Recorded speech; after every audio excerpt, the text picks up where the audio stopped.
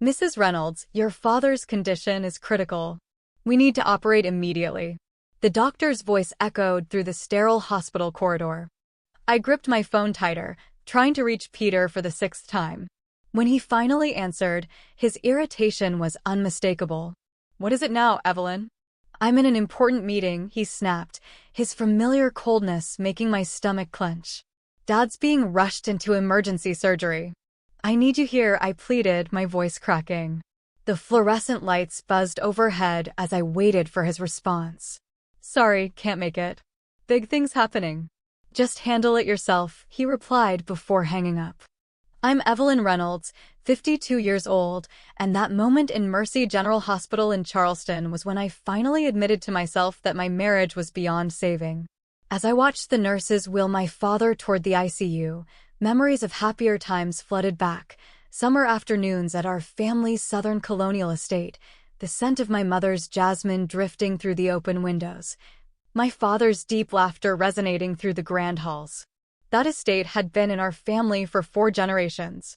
When my mother passed 5 years ago, my father and I held on to it together. That house meant everything to us. Every creaking floorboard, every hand-carved banister told our family story. Peter used to understand that, or at least, I thought he did. When we first married 20 years ago, he spent weekends helping my father fix the old fences and restore the garden to its former glory. But somewhere along the way, my husband's heart turned to ice. I sat in the ICU waiting room, numb, when my phone buzzed with a text from Peter. Secured my future. Just sold the estate. Leaving for Dubai tonight with someone who actually makes me happy. Goodbye. A strange calm washed over me as I read his message. What Peter didn't know was that I had been watching his every move for months. My private investigator had kept me well informed, his affair with his assistant, his hidden offshore accounts, and his plans to liquidate my family's legacy. I typed back a single word: fascinating. Looking through the ICU window at my father's fragile form, a fierce determination rose within me. Peter had no idea what was coming. Sometimes, the best revenge is letting someone walk straight into the trap they set for themselves. Peter hadn't always been this way. When we met at a charity auction in Charleston 2 decades ago, he was different, thoughtful, ambitious, and genuinely kind. Back then, he was a junior attorney at a local firm, eager to prove himself. I remember how he used to bring coffee to my father during late-night estate meetings, soaking in every word, promising to help preserve our family's heritage. The estate wasn't just a home, it was a legacy. Built in 1892 by my great-grandfather, it stood as a monument to generations of sacrifice and triumph. Every Christmas, every celebration, every quiet Sunday afternoon had been woven into its walls. Family isn't just about blood, Evelyn, my grandmother used to say, her eyes twinkling with wisdom. It's about trust. And protecting what matters most. The changes in Peter were subtle at first. About 6 years ago, he started staying late at work, taking mysterious phone calls in hushed tones. But when my father suffered his first stroke 2 years ago, Peter's mask slipped completely. He began pushing for financial control, questioning every decision I made about the estate. Then, things started disappearing small at first. A silver heirloom watch, an antique vase. He claimed they were just being appraised. But 2 months ago, I found receipts for a luxury penthouse in Dubai. That was the last thing Peter had searched for in his email. That's when I hired Juliana, the private investigator. Your husband's been meeting with various potential buyers, she reported last week. He's been showing them forged documents, claiming full ownership of the estate. The irony of it all would have made me laugh if it weren't so painful. Peter had spent years trying to gain control of the estate, not knowing that my grandmother had placed it in an irrevocable trust long before he entered our lives. She had seen similar betrayals unfold in other wealthy families and had taken steps to protect our legacy. My phone buzzed with another message from Peter. You'll thank me when you see how much I got for that old house. Time to move on. I tucked the phone away, my fingers tightening around the worn leather of my grandmother's diary in my purse. Inside lay the truth that would soon shatter Peter's plans completely. The ICU waiting room felt colder as night fell. My father's surgery was taking longer than expected, and my nerves were fraying. That's when Juliana called, her voice urgent. "Evelyn, I have something you need to see right away. Can you check your email?" I opened the attachment she sent, and my hands started shaking. There were dozens of photos, Peter dining at expensive restaurants with his young assistant, Sophia, shopping for diamond bracelets at Cartier, touring high-end real estate offices. But what made my stomach lurch were the documents clearly visible in some of the images, bank statements, legal contracts. "He's been systematically emptying your personal accounts for months," Juliana explained. "The estate sale is just the final step. He's already transferred most of your liquid assets to offshore accounts." I pulled up my banking app, my breath catching. My personal account balance, $842. The joint account? Completely empty. Tears stung my eyes as the realization sank in. He had been planning this for months, maybe even years. Another text from Peter. "By the way, I took care of those dusty old photo albums in the library. Nobody needs that sentimental junk anymore. The buyers want the house empty by next week." The photo albums. My mother's most precious memories. Generations of our family's history. I felt physically sick. A security camera feed from the estate popped up on my phone. Peter and Sophia loading boxes into his car. Laughing, champagne glasses in hand. Celebrating in my family home while my father fought for his life in surgery. Juliana's voice cut through my thoughts. "Evelyn, there's more. He booked 2 first-class tickets to Dubai for tonight. And he's been recording your phone calls with the hospital. He wanted to make sure your father was too ill to interfere with the sale." The weight of his betrayal crashed over me. Peter hadn't just been stealing our money, he had been waiting for my father to be at his most vulnerable. He had timed everything perfectly, thinking I would be too distraught to notice what he was doing. Just then, the doctor appeared in the doorway. "Mrs. Reynolds, your father is stable.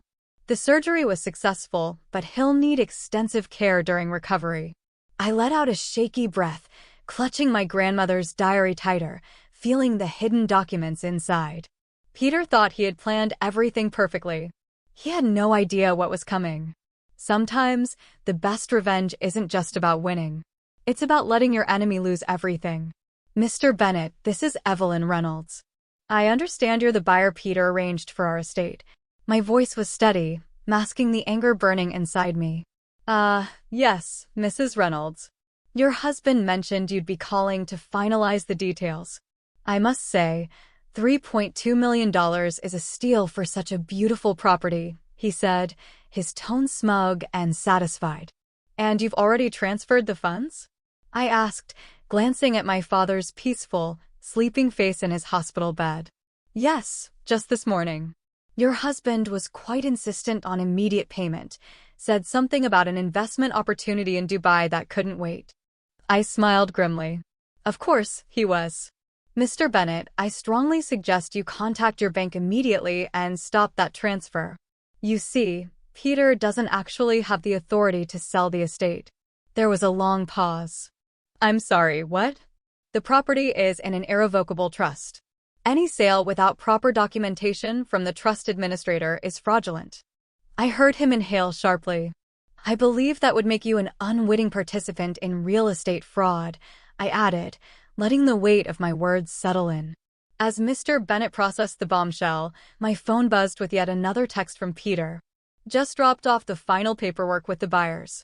You should be grateful. I got us a great deal. Heading to the airport now with my real future." I turned my attention back to Mr. Bennett, who was now sputtering incoherently. "Check your purchase agreement carefully," I advised. "I'm sure you'll find some irregularities. My husband can be creative with paperwork when it suits him." Just then, Juliana slipped into the hospital room, giving me a subtle nod to confirm that everything was in place. She handed me a folder containing copies of the trust documents and recent bank statements, proof of Peter's systematic theft. "Mrs. Reynolds." Mr. Bennett's voice had taken on a panicked edge. "I've just reviewed the documentation. These signatures, they don't match the county records." "No, they wouldn't," I replied coolly. "I suggest you contact your lawyer immediately.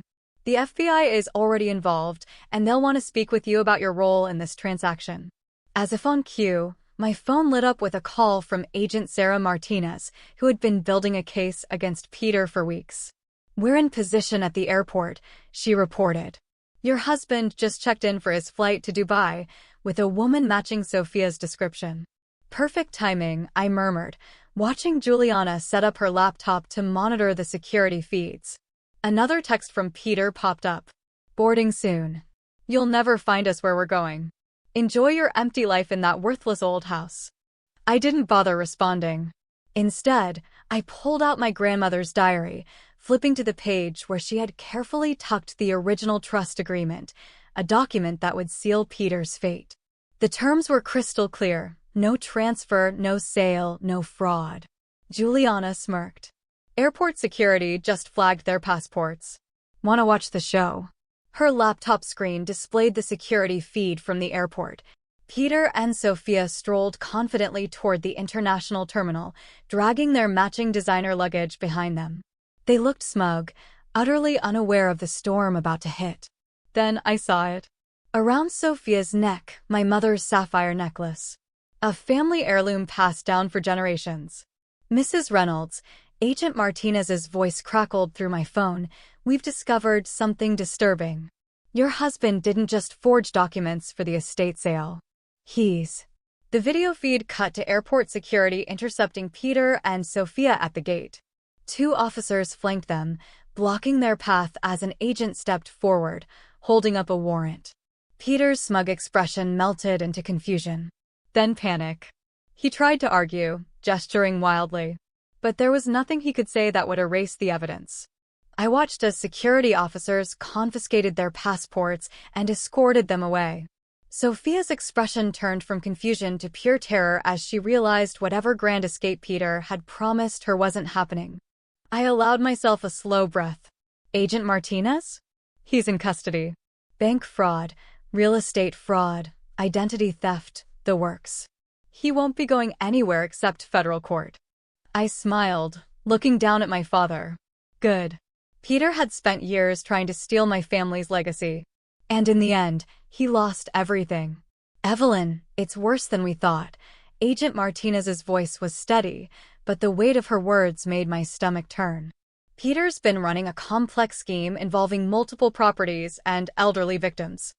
I gripped the hospital bed rail as she continued.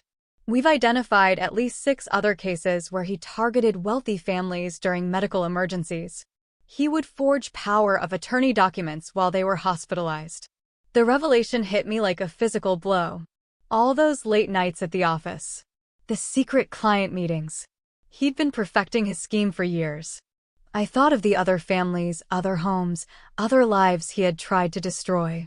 Juliana's voice cut in, her eyes fixed on her screen. "There's more. I traced the money trail. Sophia isn't just his mistress. She's been his accomplice from the beginning. She works for a shell company that's been laundering money from these property scams." On the airport security feed, Peter strolled toward the gate, wearing the custom-made suit I had given him for our anniversary last year. Probably the last gift I'd ever give him. Sophia clung to his arm, laughing at something he'd said. Then, everything happened at once. 2 FBI agents in dark suits approached from one direction. From the other side, Mr. Harrison, the trust administrator, emerged flanked by airport security. Peter's face transformed, from confusion to shock to rage. "You don't understand." His voice came clearly through Juliana's audio feed. "My wife gave me permission to sell the property. I have documentation." "Forgery," Mr. Harrison interrupted. "The Reynolds estate has been in an irrevocable trust for over 20 years. Even if your wife wanted to, she couldn't authorize its sale." I watched as Peter's face drained of color, the realization hitting him like a freight train. But instead of surrendering, he shoved Sophia toward the agents and bolted. He made it about 10 steps before security tackled him to the ground, sending my mother's antique bracelet, one I hadn't even realized was missing, skittering across the airport floor. Juliana's voice was urgent. "Evelyn, Peter just tried to transfer another $500,000 from your mother's account.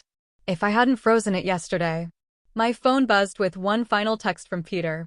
"You think you're so clever? Check your mother's medical insurance." Oops. My blood ran cold. I immediately called the hospital's billing department.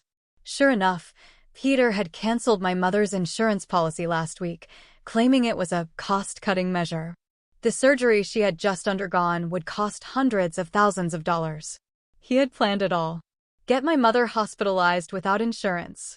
Drain our accounts. Sell the estate. Disappear with the money.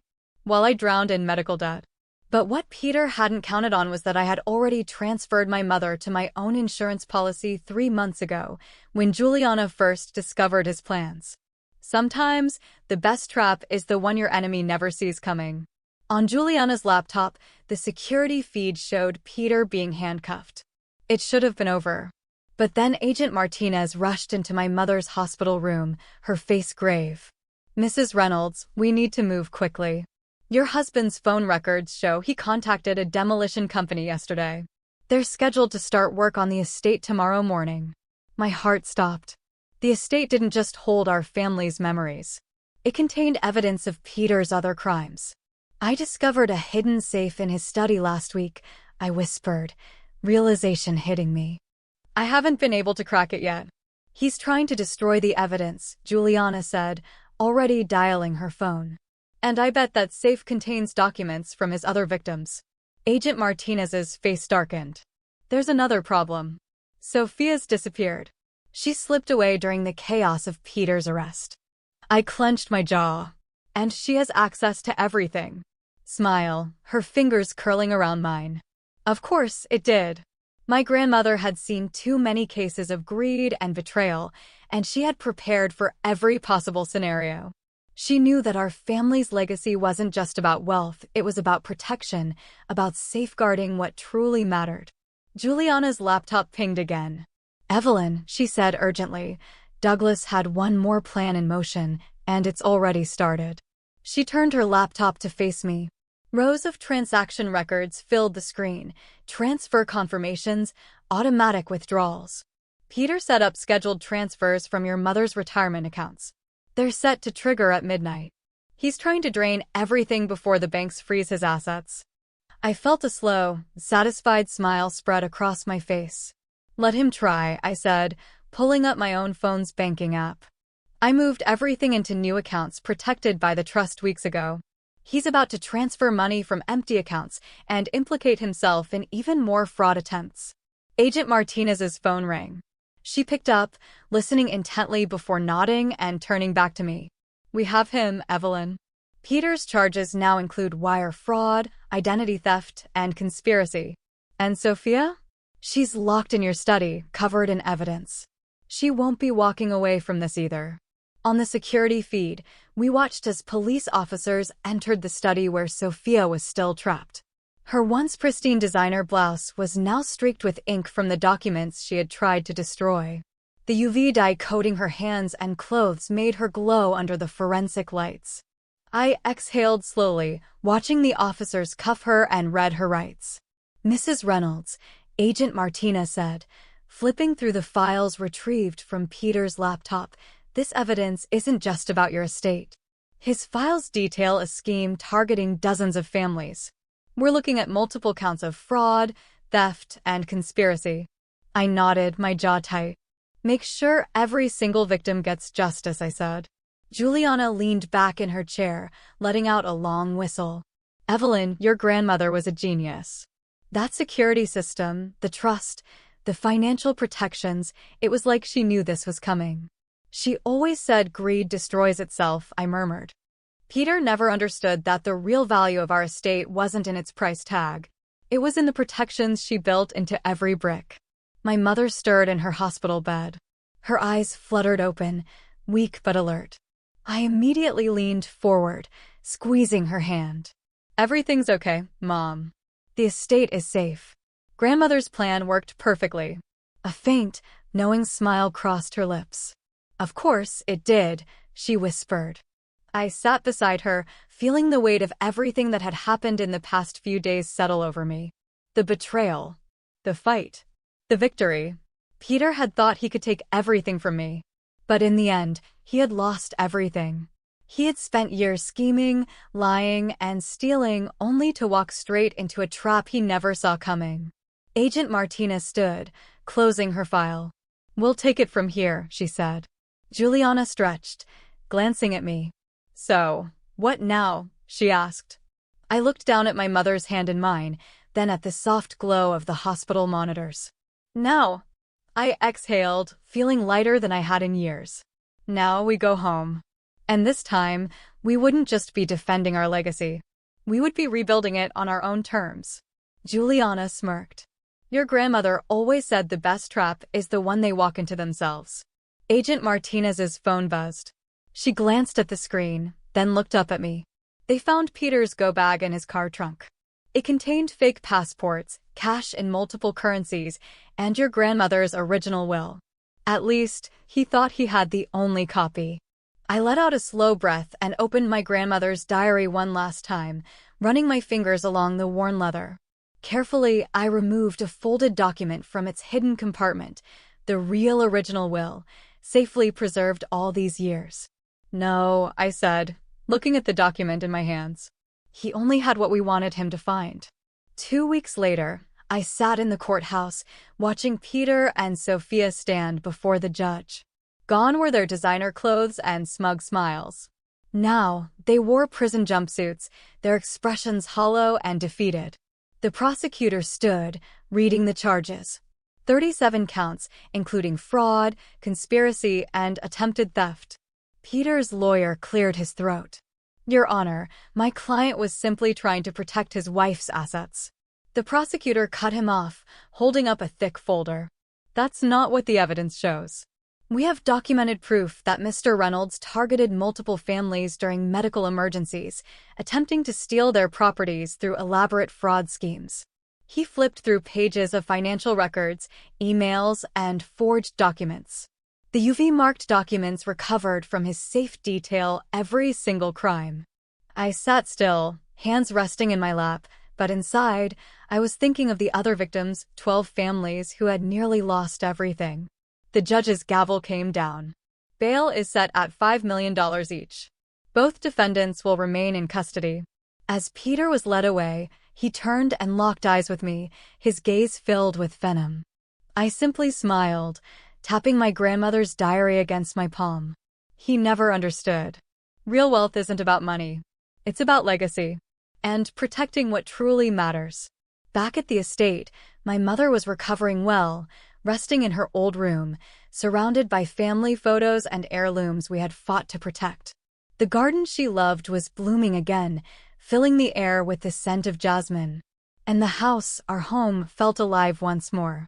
I sat in my grandmother's favorite chair in the library, running my fingers over the carved wooden arms, feeling the wisdom she had left behind in every corner of this place. Sometimes, the greatest victory isn't in the fight itself. It's in preserving what truly matters, while letting greed destroy itself. I have learned a valuable lesson through all of this, a lesson not just for myself, but for anyone who has ever been betrayed, taken advantage of, or deceived by the very people they trusted the most. If you've ever found yourself in a situation where someone tried to take everything from you, your home, your security, your sense of self, then you know the pain, the anger, and the helplessness that can creep in. But let me tell you something. You are never truly powerless. I want to hear from you. What would you have done in my situation? Have you ever experienced betrayal on this level? If so, how did you rise above it? Leave a comment, share your thoughts, because stories like mine happen far too often, and we need to talk about them. We need to support each other, to remind one another that justice is possible, that we can take back what's. And more importantly, I want you to take something from my story and apply it to your own life. Protect yourself. Whether it's your finances, your home, or your peace of mind, be prepared. Most of all, remember this. Real power isn't about money or possessions. It's about knowledge, resilience, and the ability to turn betrayal into strength. So if you're facing your own storm right now, know that you are not alone. You can fight.